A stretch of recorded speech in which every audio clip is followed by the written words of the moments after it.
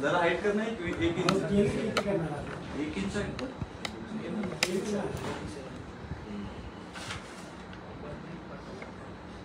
Live कोणी आहे का? प्रत्येकाने दिलं. आपण सायलेंट राहिलो पाहिजे. सगळे लाईव्ह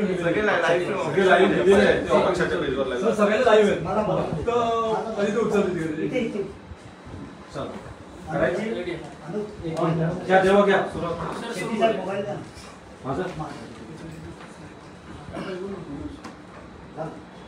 25 डिसेंबरला डॉक्टर बाबासाहेब आंबेडकर यांनी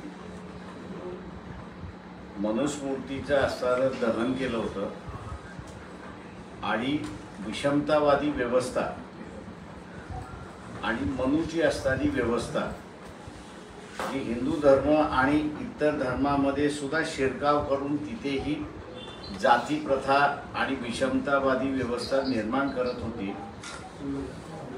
त्याचा बदल झाला पाहिजे म्हणून असणारा त्या व्यवस्थेचा त्यांनी अंत केला आणि संविधानामार्फत एक नवीन सामाजिक व्यवस्था या देशातल्या संतांच्या म्हणजे चार्वाकापासून बुद्धापर्यंत, महावीरापर्यंत, त्याच्यानंतर गुरु नानक, कबीर, रविदास, एकनाथ, जनाबाई, तुकाराम आणि नामदेव संत यांच्यापर्यंत जी समतावादी व्यवस्था होती, व्यक्तिवादी व्यवस्था होती, त्याच्या आधारित असणारा राज्यघटना ही स्थापन केली आणि या नव्या व्यवस्थेचा पुरस्कार झाला पाहिजे असा मी त्या ठिकाणी मानतोय.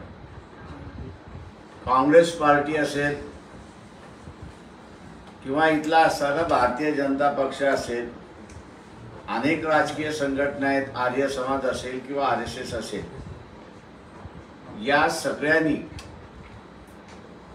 सामाजिक दृष्टिकोनातून इन्क्लुझिव्ह सोसायटी म्हणजे सहभाग असणारी सोसायटी निर्माण करण्याची जबाबदारी जी घटनेने दिली होती किंवा इथल्या राज्यव्यवस्थेने स्वतःवरती घेतली होती, ती व्यवस्था आजपर्यंत निर्माण करू शकले नाही. काही जण भारत जोडो यात्रा असं काढतात आणि काही जण इथे असणारा अँटी मुस्लिम स्टँड घेऊन त्या ठिकाणी एकत्र येण्याचा प्रयत्न करतात. पण या दोन्ही याच्यामध्ये कोणाला नाही कोणाला तरी वगळल्या जाते. दलितांना तरी वगळल्या जाते, आदिवासींना तरी वगळल्या जाते, OBCना वगळल्या जाते किंवा मुस्लिम धार्मिक वेगवेगळे आहेत, ख्रिश्चन आहेत, त्याच्यानंतर मुस्लिम आहेत, यांना वगळल्या जाते अशी असणारी परिस्थिती आहे. त्याच्यामुळे सामाजिक दृष्टिकोनातून इन्क्लुझिव्ह सोसायटी आणि त्याच्याच बरोबर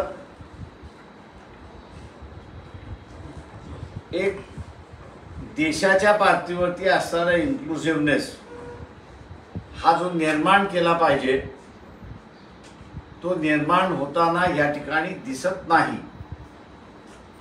तर उलट द्वेष भावना आणि त्याच्याच बरोबर जातीमध्ये विभक्तपणा पुन्हा कसा येईल याच दृष्टीने प्रयत्न त्या ठिकाणी केला जातोय. या सगळ्या संकल्पनेच्या विरोधात असणारं वंचित बहुजन आघाडीने नागपूरला कस्तुरजन पार्कवरती जाहीर स्त्री मुक्ती दिन साजरा हा आम्ही त्या ठिकाणी परिषद म्हणून करणार आहोत. आणि इन्क्लुझिव्ह सोसायटी काय काय असणार सामाजिक पातळीवरती आणि राष्ट्रीय पातळीवरती सुद्धा याचा एक आराखडा आम्ही त्या ठिकाणी मांडणार आहोत. या नागपूरची जी आमची टीम आहे ती सगळी कामाला लागलेली आहे. एका बाजूने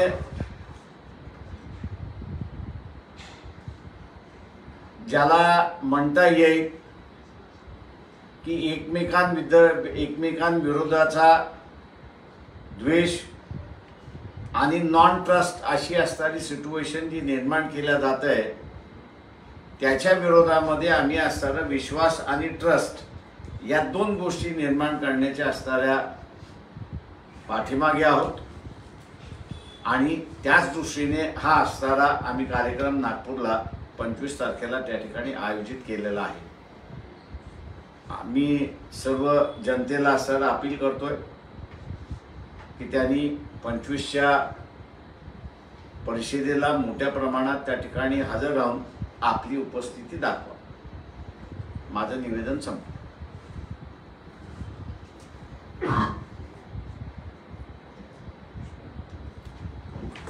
सर, अधिवेशनचा शेवटचा दिवस आहे, आरक्षणाचे मुद्दे गाजतात आहे. मराठा आरक्षणाबद्दल काही ठोस घडलेलं दिसत नाहीये. पुन्हा एक विशेष अधिवेशन घेणार अशा पद्धतीची माहिती मिळते.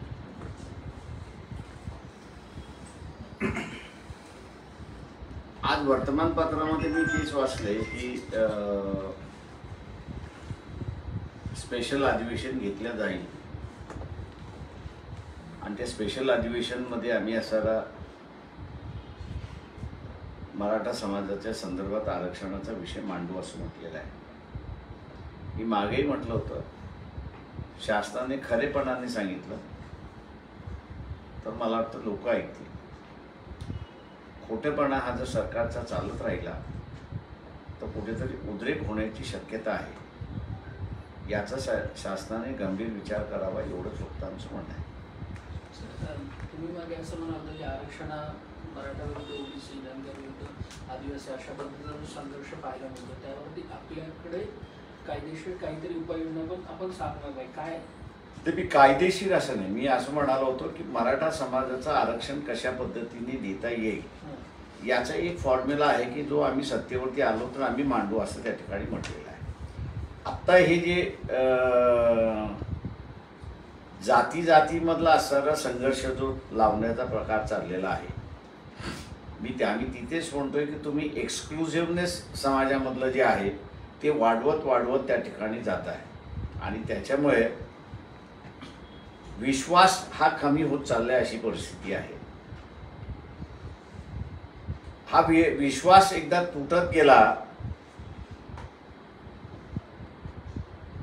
तर मग पुढे काय हा सगळ्यात महत्त्वाचा आहे. अरागच एवढंच फक्त त्या ठिकाणी राहतं आणि म्हणून आम्ही म्हटलंय की ही परिषद आमची पूर्णपणे जी आहे ती विभक्तपणाच्या ऐवजी एकत्रित आपण कसं राहिलं पाहिजे, एकत्रित कसं आपण हे केलं पाहिजे या दृष्टीने आम्ही असताना ही परिषद त्या ठिकाणी घेतो. सर, काल इंडिया अलायन्सची बैठक जी आहे ती पुन्हा दिल्लीत पार पडली आणि पुन्हा एकदा वंचित बहुजन आघाडीची चर्चा जी आहे ती समोर आलेली. काय क्लिअरिफिकेशन झाले आहेत का आता सगळ्या गोष्टी? तुम्ही सामील होणार आहात, तुम्ही ठाकरे गटासोबत आहात, पण तुम्ही ओव्हरऑल इंडिया आघाडीसोबत जाणार आहात? आमचे वकील जे आहेत शिवसेना हे स्ट्रॉंग आहे किंवा ते आमची बाजू तिथे लढवतात आहे आणि काल रात्रीच त्यांचा मेसेज आला होता की आपल्याला बसून काही गोष्टी ठरवाव्या लागतील. त्याच्यामुळे आमचा वकील जे करेल ते आम्हाला मान्य आहे ना.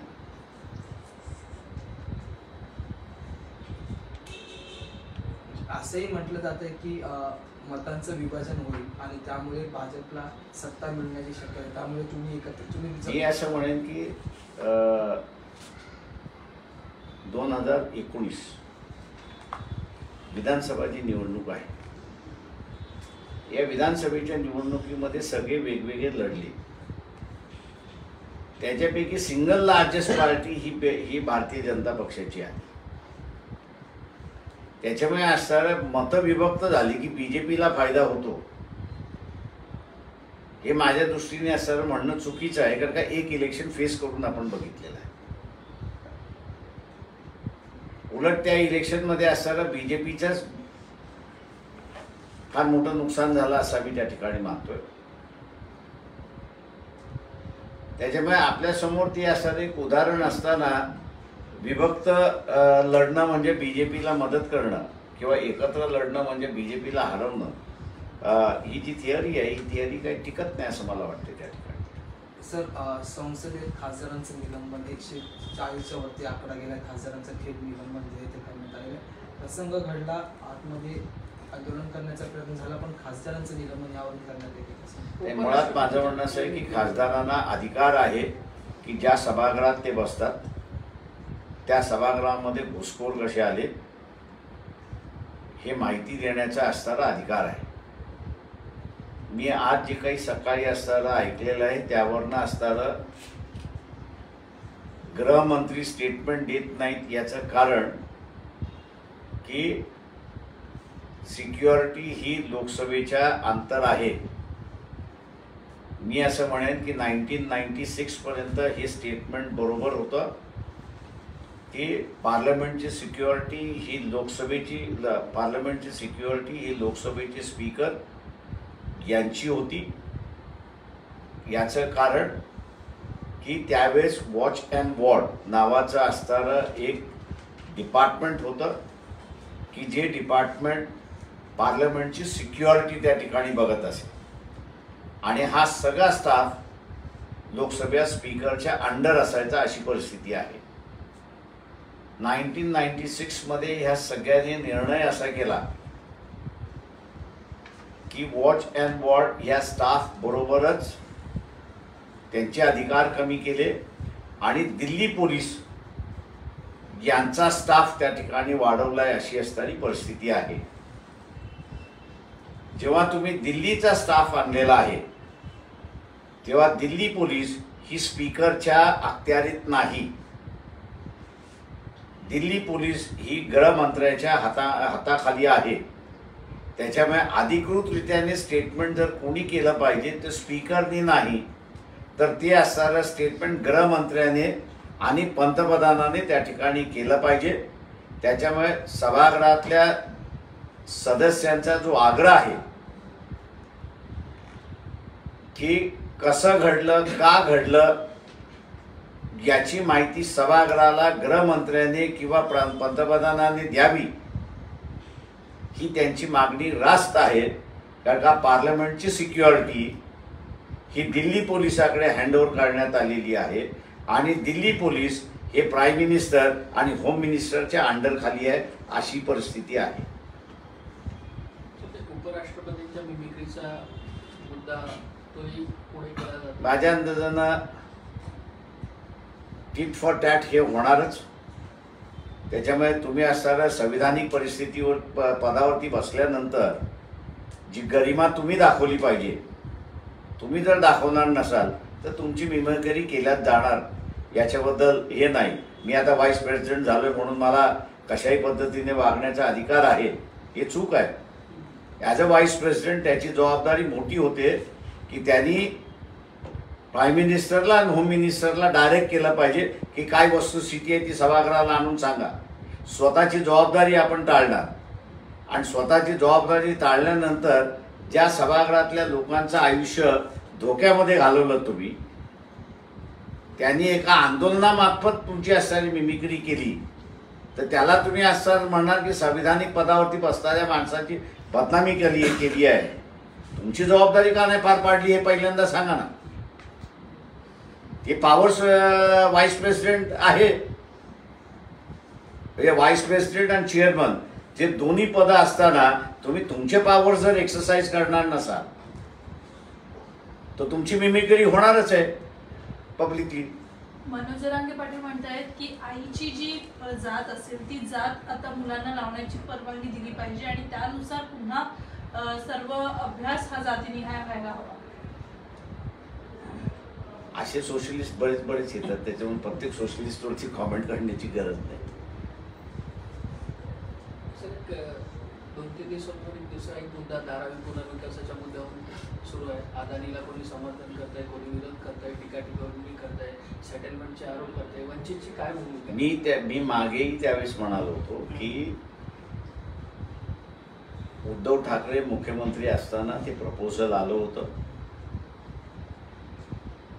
आणि ते कुवेतच्या की दुबईच्या शेखचं असणार दोघांचं मिळून होतं असं माझी माहिती आहे. त्यांनी अशी ऑफर दिली होती की आम्हाला नाहीतरी जकात हा भरावाच लागतो. त्या जकाताच्या निमित्ताने जमा झालेली जी अमाऊंट आहे, काहीतरी 12,000 कोटीची असणारी ती अमाऊंट आहे, ती अमाऊंट आम्ही असणारं महाराष्ट्र शासनाला देतो. महाराष्ट्र शासनाने धारावी डेव्हलप करावी, पण त्यांच्या असणाऱ्या अटी होत्या. त्याची पहिली अट अशी होती की धारावीतल्या लोकांना तुम्ही मिनिमम 500 स्क्वेअर फुटाच्या जागा दिल्या पाहिजेत. आम्ही दिलेली अमाऊंट कमी पडत असेल अख्खी धारावी डेव्हलप करायला, तर आम्ही ती वाढवूनही देऊ, पण त्या लोकांना दुसरी अट होती, त्या लोकांकडून तुम्ही काही घ्यायचं नाही. त्याच्यामुळे असणाऱ्या ती स्कीम उद्धव ठाकरेच्या सरकारने सुद्धा स्वीकारली नाही, आणि ती स्कीम या सरकारने सुद्धा स्वीकारलेली नाही. त्याच्यामुळे इथे इंटरेस्ट हा जो आहे हा सगळ्यांचाच मला दिसतोय. त्या धारावीच्या लोकांचाच फक्त इंटरेस्ट, कोणाचा केंद्रबिंदू नाही, एवढंच फक्त म्हणू शकतो. आणखी एक माहिती अशी समोर येते की म्हणजे वर्तमानपत्रांमध्ये की तुम्ही लोकसभेचा फॉर्म्युला ठरवला, लोकसभेसाठी अजेंडा 30 जागा लढवणार आहात. तर 30 जागा मी जळगावच्या सभेमध्ये असं म्हणालो होतो की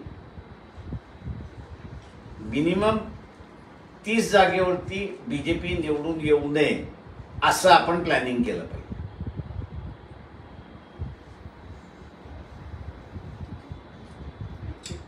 मिनिमम 30 जागा कमी करण्याचं मिनिमम कमी कर, म्हणजे बीजेपीच्या आत्ता जे आहेत त्याच्यातनं 30 वर्ज करायचा, अशा रीतीचा जो सेन्स माझं वाक्य.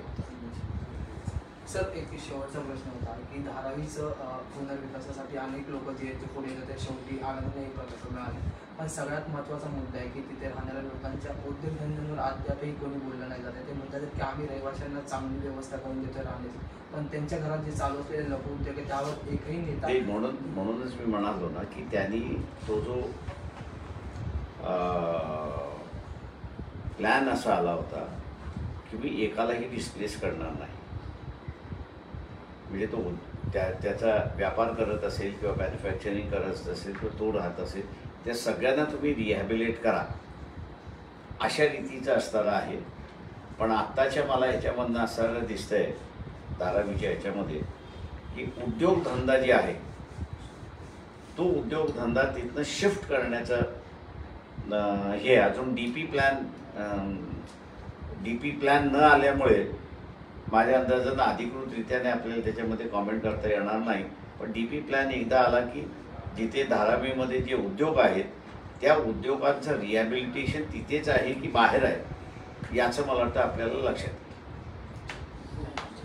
येईल. थँक्यू.